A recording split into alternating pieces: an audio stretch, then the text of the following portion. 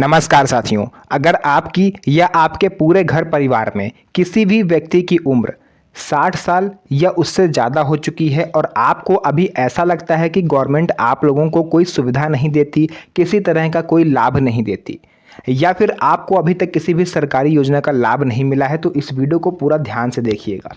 क्योंकि सभी senior citizens की अब 1 अगस्त के बाद से कई सारी ऐसी महत्वपूर्ण सुविधाएं हैं, महत्वपूर्ण लाभ हैं जो आपको मिलने जा रहे हैं। पूरा बेसिक से मैं आपको बताऊंगा, पूरा विस्तार से समझाऊंगा। वीडियो को आज आप पूरा जरूर देखिएगा, तभी आपको हर एक जानकारी क्लियर समझ में आएगी। तो आइए वीडियो को स्टार्ट करते हैं। तो देखिए, वीडियो में आगे बढ़ने से पहले मैं एक चीज़ आप लोग को क्लियर कर देना चाहता हूं। हमारे काफ़ी सारे ऐसे वरिष्ठ नागरिक हैं जिन्हें खुद नहीं पता कि सरकार उन्हें सीनियर सिटीजन किस उम्र में मानती है।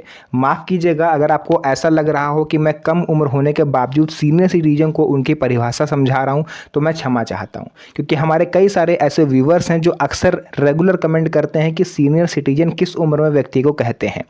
क्योंकि कुछ राज्य ऐसे हैं जो 58 वर्ष पे सीनियर सिटीजन मानते हैं, कुछ राज्य ऐसे हैं जो 60 वर्ष पे मानते हैं, लेकिन काफ़ी सारे ऐसे लोग हैं जो सामाजिक दृष्टि से खुद को देखते हैं, जहां 50 या 55 साल के हुए लोग उन्हें बुजुर्ग मान लेते हैं। लेकिन लोगों के मानने ना मानने से नहीं होता है।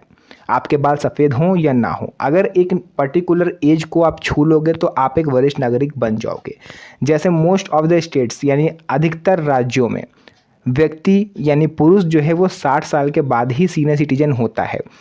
ज़्यादा से ज़्यादा क्या, बल्कि लगभग सभी राज्यों में। लेकिन महिलाओं को लेकर के कुछ राज्यों में मतभेद है। कुछ राज्य 58 वर्ष पे महिलाओं को सीनियर सिटीजन मानते हैं, कुछ राज्य 60 साल पे महिलाओं को सीनियर सिटीजन मानते हैं। पुरुषों को लेकर कोई मतभेद नहीं है। आप चाहे उत्तर प्रदेश के हो, चाहे आप कश्मीर के हो, आप झारखंड के हो, आप बिहार के हो, कहीं के भी आप हो, आप 60 साल के बाद ही वरिष्ठ नागरिक होगे। तो ये तो हो गई एक कॉमन सी परिभाषा सीनियर सिटीजन्स की। दूसरा सबसे बड़ा जो इस समय हमारे साथ चल रहा है खेल, वो ये है कि अक्सर बुजुर्गों को कमज़ोर समझ के दबा दिया जाता है। यानी आप लाइसेंस बनवाने जा रहे हो तो आरटीओ में आपसे बदतमीजी हो रही है, आपसे रिश्वत मांगी जा रही है। आप राशन लेने जा रहे हो तो वहाँ पर राशन वाला आपको कम राशन दे रहा है, आपके साथ बदतमीजी कर रहा है। आप बैंक में जा रहे हो तो वहाँ पर आपके साथ बदतमीजी हो रही है। आपका पड़ोसी आपके साथ दुर्व्यवहार कर रहा है, आपके खुद के बच्चे आपके साथ दुर्व्यवहार कर रहे हैं। कई मामलों में ऐसा होता है कि आप रोड पर जा रहे हो, किसी की बाइक या किसी की कार आपसे टकरा गई, वो उतर के आपसे हाथापाई करने लगा, जबकि आपकी गलती भी नहीं थी। क्योंकि अक्सर लोगों के अंदर ये धारणा है, भारत में सबसे ज़्यादा ये धारणा लोगों के अंदर है कि जो वरिष्ठ नागरिक होते हैं वो कमज़ोर होते हैं, उन्हें इतनी समझ नहीं होती। क्यों?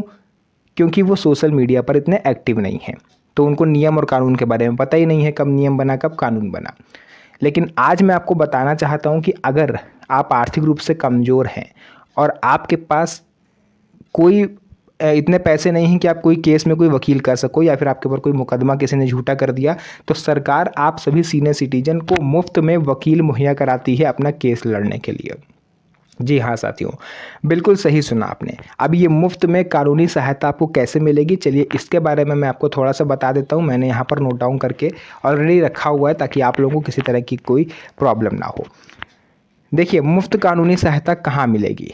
यदि किसी वरिष्ठ नागरिक के पास वकील की फीस देने के लिए पैसे नहीं हैं तो उन्हें मुफ्त में कानूनी सहायता सरकार दिलवाती है, राज्य सरकार दिलवाती है, और कभी कभी केंद्र सरकार की तरफ से भी ये सुविधा मिलती है। इसके लिए जिला न्यायालय परिसर में जिला विधिक सेवा प्राधिकरण यानी DLSA कार्यालय जाना होता है, जो कि आपके जिला जो भी कचहरी है, आपकी जो भी आपका कोर्ट लगता है, वहाँ पर होता है। वहाँ पर मुफ्त कानूनी सलाह आपको मिलती है, मुफ्त में वकील मिलता है, मुकदमा दायर करने में आपको सहायता होगी, कानून की जानकारी आपको मिलती है। यानी कोई ऐसा केस जिसके बारे में आपको जानकारी चाहिए, उसके बारे में भी जानकारी आपको वहाँ पर मिल जाती है ना। यानी किसी भी तरह की अगर आपको कानूनी मदद चाहिए तो आपको DLSA देगा, जो कि आपको कचहरी में ही इनका कार्यालय होता है। वहाँ पर ये आप सभी सीनियर सिटीजन्स के लिए ही एलोकेट करे जाते हैं, रखे जाते हैं, है ना। कोई भी व्यक्ति जो गरीब है, जो वकील का खर्च नहीं उठा सकता, वो यहाँ जा सकता है।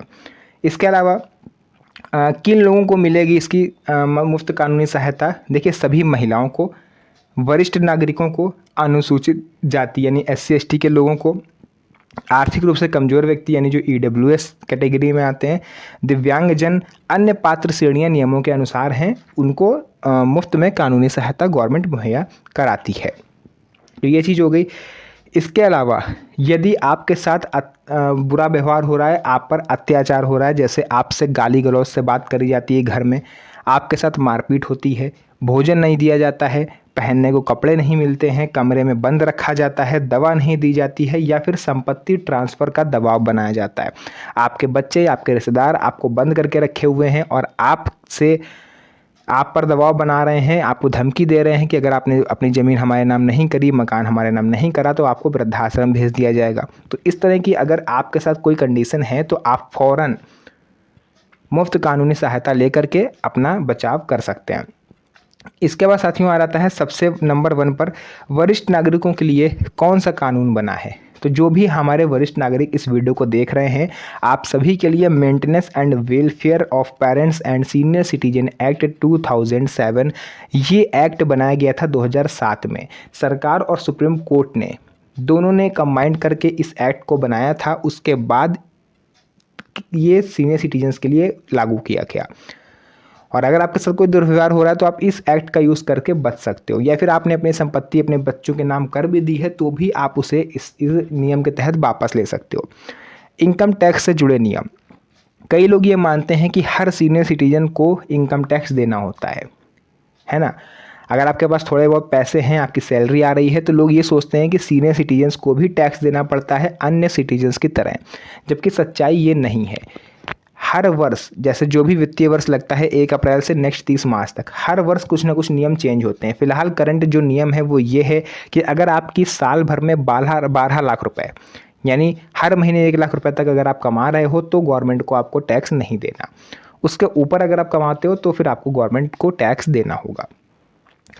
इसके अलावा 70 वर्ष या उससे अधिक उम्र का कोई भी बुजुर्ग अगर आपकी नज़र में है तो उसके साथ इस वीडियो को शेयर करिएगा, उसको ये जानकारी ज़रूर दीजिएगा कि उनका आयुष्मान कार्ड अब आसानी से बन सकता है। क्योंकि अभी तक क्या था कि जिन लोगों का नाम लिस्ट में है सिर्फ उन्हीं लोगों का आयुष्मान कार्ड बन रहा था, लेकिन सरकार ने इस चीज़ को देखा कि जो हमारे सीनियर सिटीजन्स हैं वो इलाज से वंचित हो जा रहे हैं क्योंकि उनके पास जो आयुष्मान कार्ड है वो नहीं है।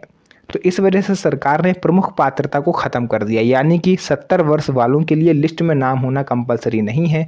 आप सिर्फ आधार कार्ड, 2 पासपोर्ट साइज फ़ोटो ले करके आप चले जाइए किसी भी नज़दीकी सरकारी अस्पताल या किसी भी जनसेवा केंद्र पर, मात्र 100 से 50 रुपये दे करके आप अपने आयुष्मान कार्ड को ईजिली बनवा सकते हो। इसके अलावा आप सभी सीनियर सिटीजन्स को रेलवे में भी कई सारे अधिकार मिले हुए हैं, कई सारी सुविधाएं मिली हुई हैं। जैसे कि मैंने कल एक इस पर विस्तार से वीडियो बनाया है, अगर आप लोगों ने नहीं देखा है तो आप जा करके उसे देख सकते हो। फिलहाल मैं यहाँ पर शॉर्ट में आपको बता दे रहा हूँ। देखिए, व्हील चेयर की सुविधा, यानी अगर आपसे चला फिरा नहीं जाता है, कोई दिव्यांग व्यक्ति है या फिर कोई बुजुर्ग है जिसके घुटने में तकलीफ है या कोई बीमार है, चल फिर नहीं सकते, तो उन्हें स्टेशन पर ही एक पोर्टर और साथ में व्हीलचेयर मिलता है। पोर्टर इसलिए होता है कि वो आपको आपकी कोच तक बैठा करके व्हीलचेयर वापस लेकर के आता है। तो ये हर बड़े स्टेशन पर ये सुविधा मौजूद है। तो अगर आप एक वरिष्ठ नागरिक हैं या आपके साथ कोई सीनियर सिटीजन ट्रैवल कर रहा है तो उसको इस सुविधा के बारे में ज़रूर बताइएगा। नेक्स्ट है सहायता सेवा। अगर आपको टिकट लेने में देर हो रही है, ट्रेन आके खड़ी हो गई है, तो आप नंबर 1 पर जाके टिकट ले सकते हो सीनियर सिटीजन कोटे के तहत। कोई आपको ये नहीं कहेगा कि आप पहले कैसे आ गए, लाइन में आओ, ये कह ही नहीं सकता, क्योंकि आपका ये अधिकार है कि सीनियर सिटीजन को हर चीज़ में प्राथमिकता मिले, चाहे वो बैंक हो, राशन की लाइन हो, बैंक में आप पेंशन के पैसे निकालने गए हो, किसी काम से गए हो, या कोई भी सरकारी दफ्तर हो, हर जगह आपको प्रायोरिटी मिलती है। नेक्स्ट है बैंक में वरिष्ठ नागरिकों के अधिकार। देखिए, अधिकांश बैंक वरिष्ठ नागरिकों के लिए अलग विशेष काउंटर बनाती है। अलग काउंटर होगा, प्राथमिकता पर सेवा मिलेगी, बैठने की व्यवस्था होगी, यानी senior citizen special dedicated counter ये हर बैंक में होना चाहिए। ये आरबीआई का निर्देश था। और ये जो काउंटर होगा वो इसी ही काउंटर पर सारे काम होंगे, चाहे पैसा जमा होना हो, पैसा निकालना हो, केवाईसी करानी हो, एफडी करवानी हो, कोई भी काम आप बैंकिंग से रिलेटेड करवाना चाहते हो, और उस काउंटर पर आपके लिए बैठने की सुविधा होगी। आप बैठ के अपना सारा काम एक ही काउंटर पर करा सकते हो। लेकिन इसको लेकर के कई सारे बैंक वाले थे जो नहीं माने, उन्होंने इस नियम को लागू नहीं करा, क्योंकि भाई उनका कहना था कि हमारे पास इतना स्टाफ नहीं है कि हम सीनियर सिटीजन्स के लिए अलग रख पाएँ। कोई कह रहा है हमारे पास स्पेस नहीं है, कोई कह रहा है हमारे पास जो है इतना फर्नीचर नहीं है, इतना पैसा नहीं है सैलरी देने के लिए, है ना, प्राइवेट बैंकों ने कहा।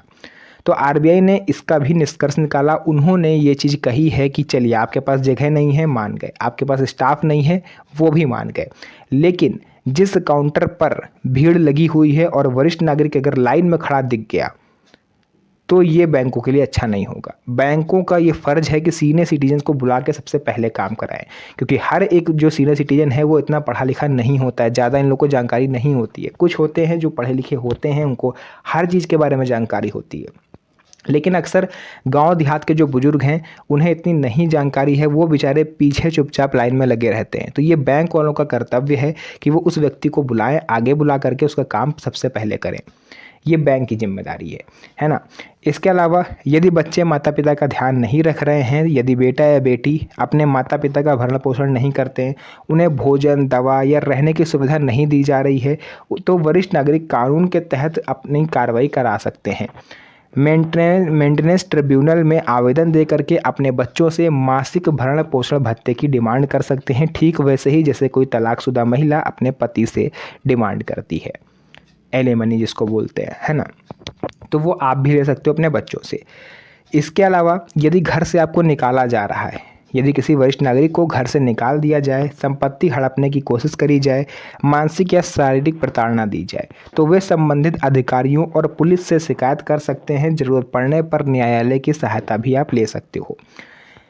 बाकी देखिए, जो भी जानकारी है मैंने आपको यहाँ पर पूरा विस्तार से बताया है, लेकिन बेस्ट ये रहेगा कि आप अपने जीते जी वसीयत बनवा जाओ अपनी संपत्ति की। अगर आपका कोई भी संपत्ति, कोई भी प्रॉपर्टी है ना, यदि आपकी संपत्ति है तो समय रहते कानूनी रूप से उसकी वसीयत बनवा दीजिए। पारिवारिक विवाद इससे आपके जानने के बाद कम होंगे, संपत्ति सही व्यक्ति को मिलेगी और कोर्ट के मामलों से बचा जाएगा। तो जो भी जानकारी थी मैंने आप सभी सीनियर सिटीजन्स को विस्तार से बताया है। अगर आपको कहीं पर कोई डाउट है या कोई नियम समझ में नहीं आया तो आप कमेंट सेक्शन में लिख सकते हो, उसका रिप्लाई मैं आपको कर दूंगा। साथ ही साथ अपने राज्य का नाम आप कमेंट सेक्शन में ज़रूर बताइएगा, ताकि आपके राज्य से आपके लिए आने वाली किसी भी सरकारी योजना, सरकारी सुविधा का जो भी स्थिति होगी, जो भी जैसे योजना आएगी, मैं आप तक जानकारी पहुंचा दूंगा।